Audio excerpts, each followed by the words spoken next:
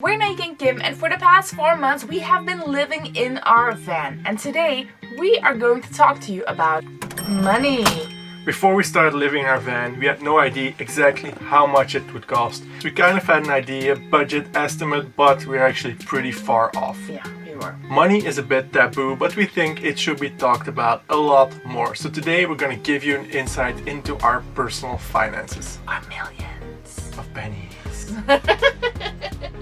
And at the end of this video, we're also sharing our top 3 tips. How to save money, how to budget properly when living in a van. Now, in case you're new here, we actually left with our van from Belgium in mid-December, and then we went all the way up to the Arctic Circle in the very north of Sweden, which was quite the road trip. Then we went to Poland. From Poland, we went to Switzerland, and then from Switzerland, we came to Croatia, which is where we are now. To make it easier to understand and break it down, we divided our costs into different categories. First one being our fixed costs, because like living in a house, we also have our fixed costs.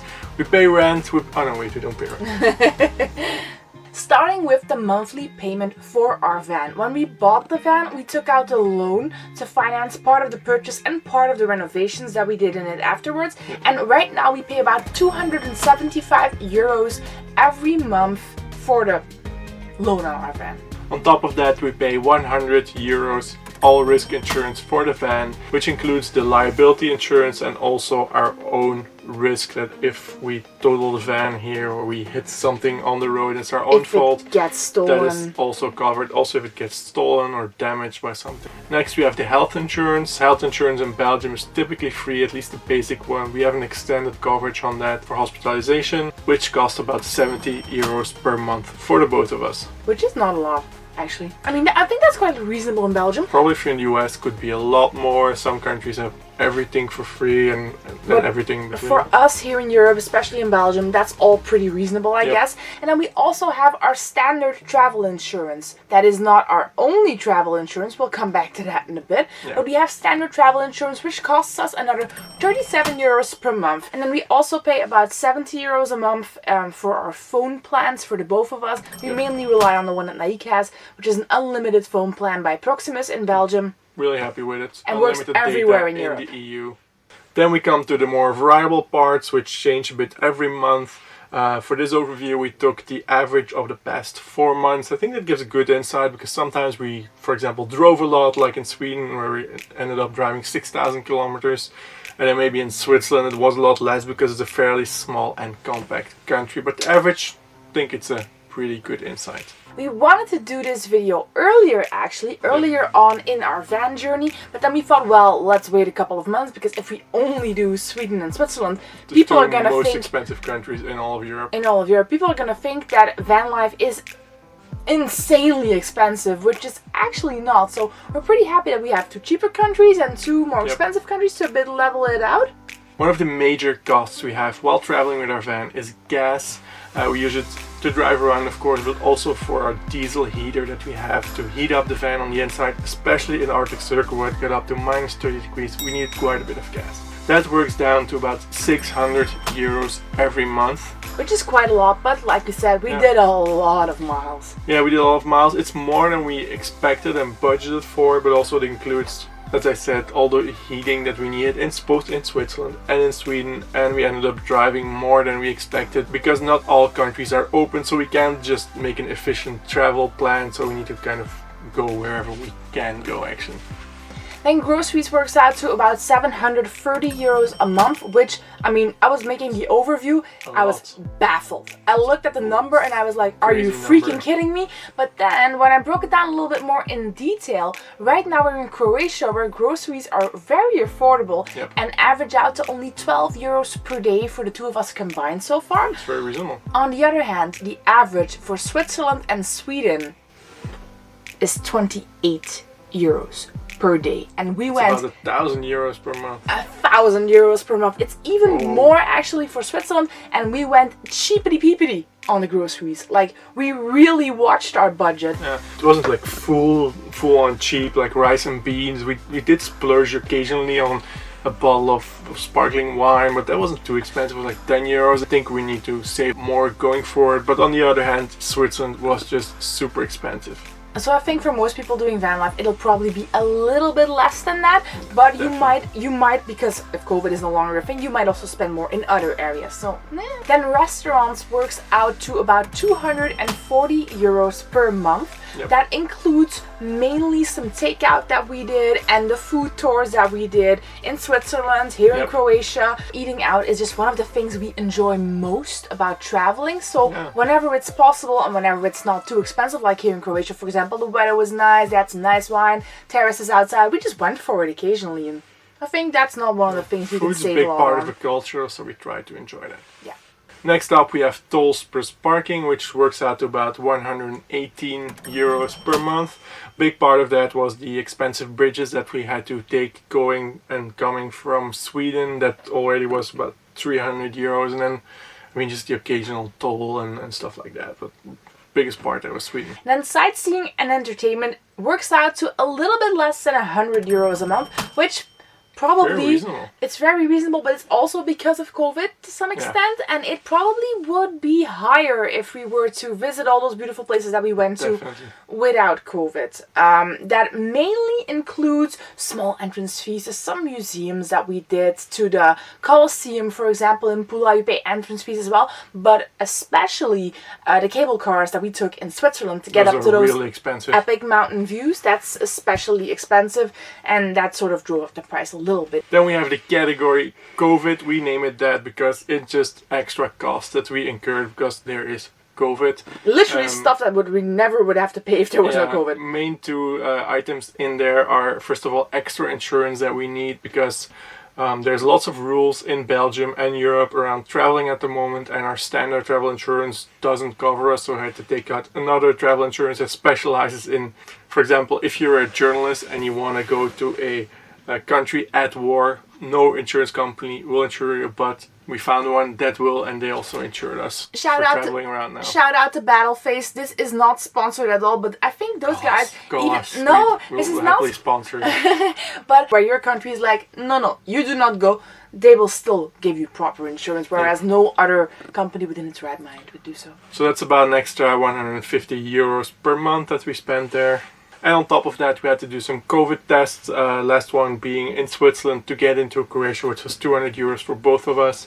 So combined, that works out to about 160 euros per month. And I think coming weeks and months, that will increase because we will need to get more tests done. Yeah, because we're going to go to more countries, we're going to travel a little bit faster, Yep. and that will mean more no swabs. Woohoo! Woohoo.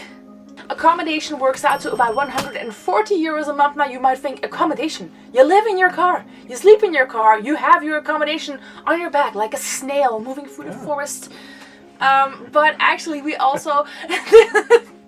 This includes not only a few campsites. We don't really go to campsites whenever we don't have to, but in Sweden, since we were there in the true dead of winter, when it was continuous night, no daylight for at least a month or so, we could not really survive off of our solar panels, and that meant we had to go to the occasional campsite just to generate some electricity to do basic stuff around the van and also to edit our videos. Yep.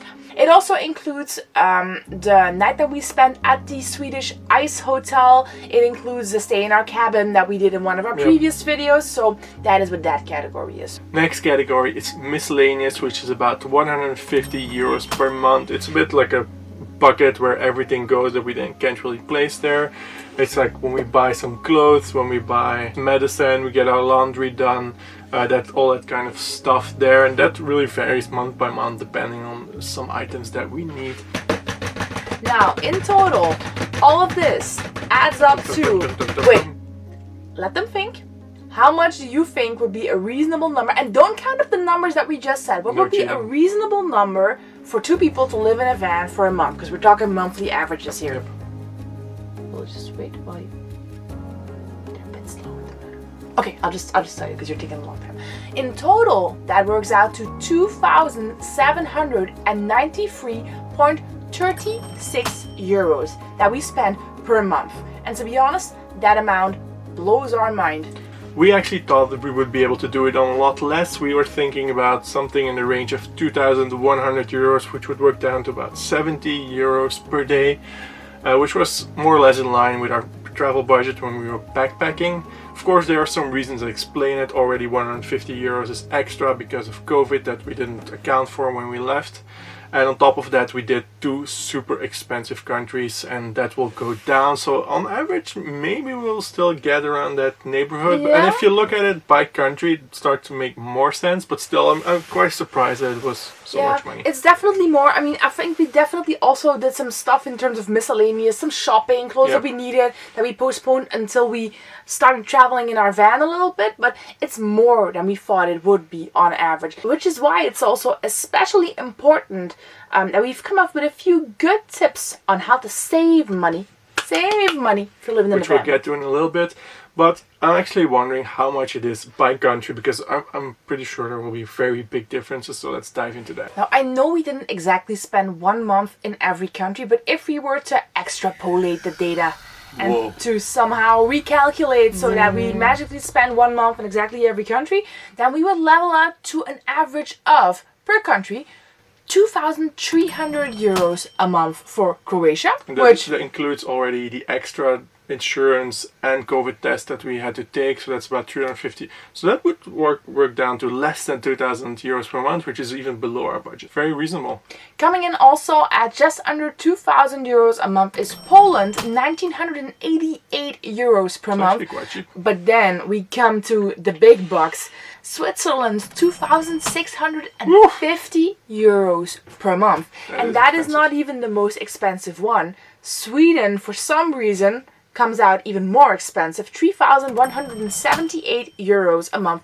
Whoa, that is a lot of money. But in reality, Sweden is not actually more expensive than Switzerland. That is mainly because the bridges we had to cross in order to get in and out of Sweden were quite expensive, cost us a few hundred euros That's already 300, 350 euros. Then on top of that, we also had the ice hotel that we did there. Also, we paid a lot in heating costs. We calculated a bit, and it was about roughly 300 euros a month that we had in additional costs just to be able to stay warm and basically not die. Always nice. After spending some time doing van life and spending time in some of the most expensive countries in Europe, even in the world, we've come up with 3 tips for you guys to save money, and even a small little bonus tip in there. First one is wild camping. You can find some beautiful spots in nature just to go camping with your van and not on a campsite. That way you will save a lot of money, because the average cost of a campsite in the countries we've been to has been about $40 a day. If you add that up for a whole month, that comes to a staggering amount of money that you save. And on top of that, you can just stay in some of these beautiful, beautiful places.